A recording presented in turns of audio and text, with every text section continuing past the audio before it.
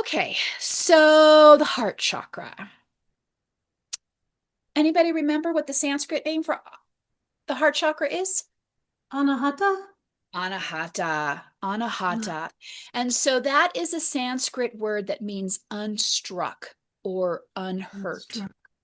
And so, from a heart chakra perspective, that is really speaking to being able to keep our hearts open and engaged and whole, even in the presence of hurt and sadness. So, anahata is that center of the heart, which is unstruck and unhurt. And the heart chakra is often symbolized by a green, glowing lotus in the center of the heart. And I have that right here. So this is actually the symbol for the heart chakra. So these are prayer flags that I just added glitter and pen to. And so that is the symbol for Anahata.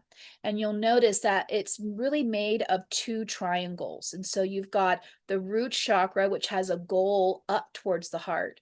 And then you have this other triangle, which is the heart, is the foundation for the upper chakras. And so this is a symbol of balance, which is central theme of the heart chakra. So that is a little bit of the Sanskrit origins. The heart chakra governs the theme of relationships. And so, as we talk about on our hero's journey, relationships are teachers, they are practice grounds for us as we live our heart centered living. Relationships are good challenges and obstacles and support systems and inspiration. So, relationships are really powerful aspects of your heroic adventure of evolution. And it's a bit easier to love and be in compassion when your relationships are going good. When everything's flowing, it's much easier to access that heart chakra realm. But when we're triggered, when we're hurt, when our heart's resiliency is tested and challenged, it might be harder to practice love and compassion and forgiveness. And keep in mind, relationship doesn't have to be external. It can be your relationship with yourself or a part of yourself because we are multifaceted beings coexisting all at the same time. The chakra journey. So the heart chakra is in the middle of our energy body. So we started off in the crown, then we moved to the brow, then we went to the throat, and now we're in the heart. These are all transpersonal chakras. So all of these upper chakras are transpersonal. They are the domain of consciousness that transcends the ego identity. So these are transpersonal.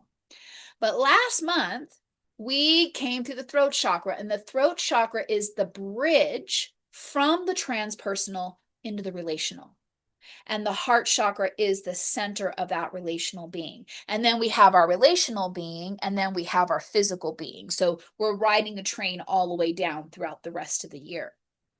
But the heart chakra is where we take all of this transpersonal stuff, our thoughts, our ideas, our words, and we channel that down into our relationships. So now it is a pathway from concept into connection.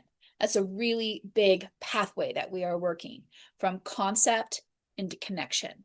And that's part of that pathway of manifestation where we take these ideas and these visions and these creative words of truth inside of ourselves. That's great to have them, but how do we bring it out into the world?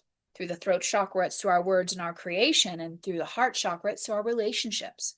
If you believe in love and you don't practice that in your relationship, you are having an obstacle in that pathway of manifestation. So that is a little bit about the transpersonal, the relational, and then where we're going into the physical, personal realm towards the end of the year once we move into autumn. And so from this central location of the heart, and look at my necklace, it's got a little heart right there. From this location of the heart in the center, another really powerful theme is balance.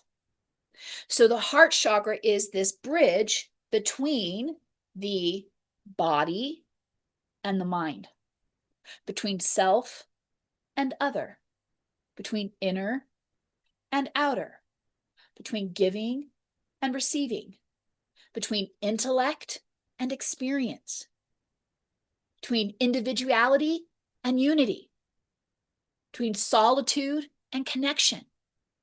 So these are all polarities that the heart resides in the center of. And so as you're exploring your hero's journey, these are things to be aware of. If you've got something very polar, what's the other side of it? And how can the heart be a bridge into that?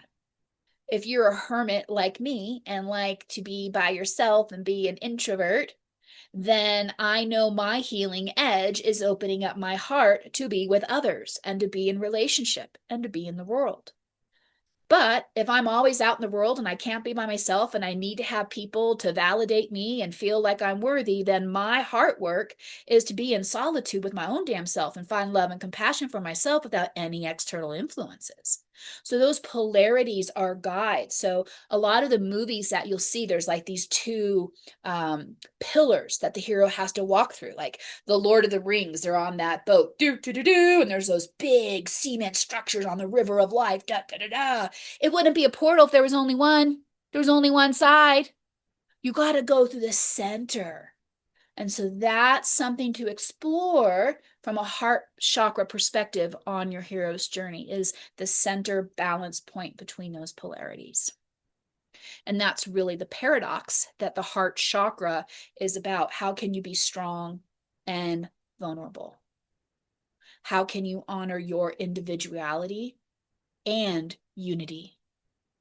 How can you find joy in the presence of sorrow? And these are all common themes that are very present right now in our political, social, economic environment, in our country, in our communities, and around the world. And that's the paradox of the heart that's being called forward in this epic, heroic adventure that you are living in and through. So that is an overview of the heart chakra. I'm going to pause here. Comments, curiosity, anything that I've said that's ignited something to be shared. It's felt really comforting to hear all those polarities named out loud together. For me, like love and grief. That grief has been pushed up the back, like because I thought I was supposed to get over it, but I've had as much grief all of my life as I've had love, and it's been a lot. And I think just allowing them to sit as companions, all of those polarities as companions, not in I'd like them to be companions rather than adversaries, in my heart.